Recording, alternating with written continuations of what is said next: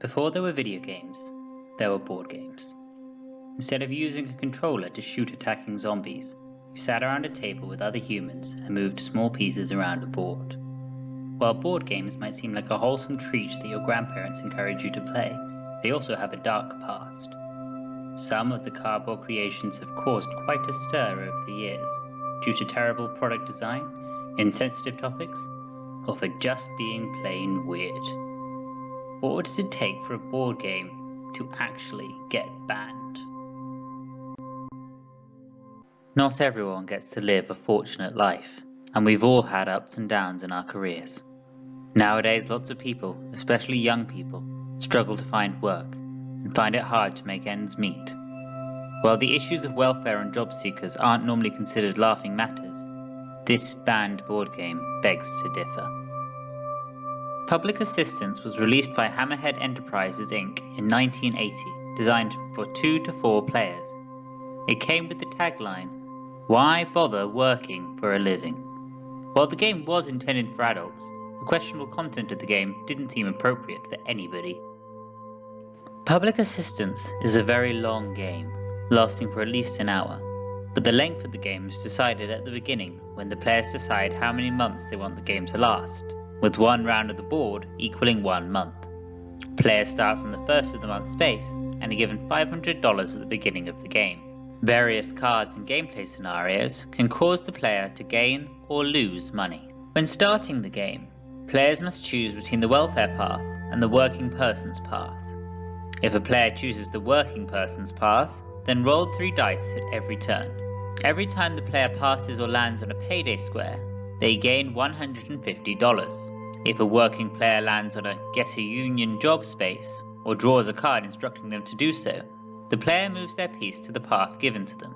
Their turn then lasts until they complete that track, using only 1 die and following the directions given by the spaces. Similarly, if a space or card requests they go into business, the player must move to the track requested and play until they have finished.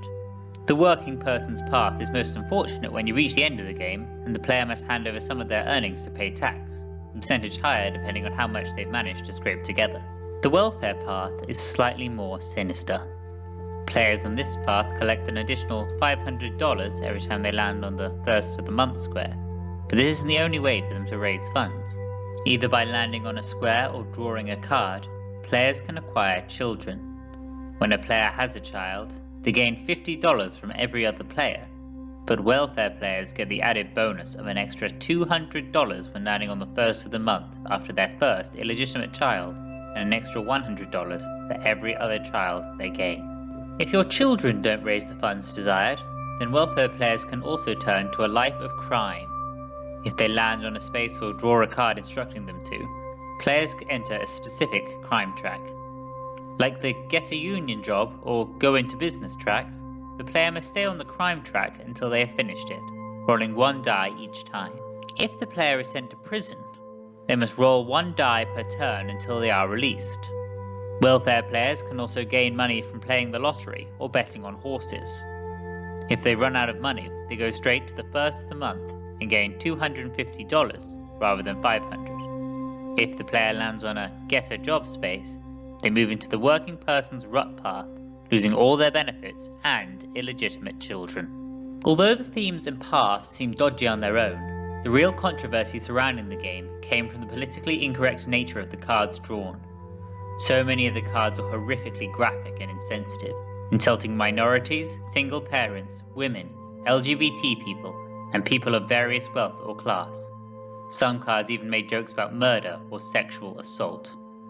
Although the game was apparently intended as a satire of the welfare system, it seemed determined to offend as many people as possible. The game's unpleasantness and offensive jokes led to it being banned soon after it came out.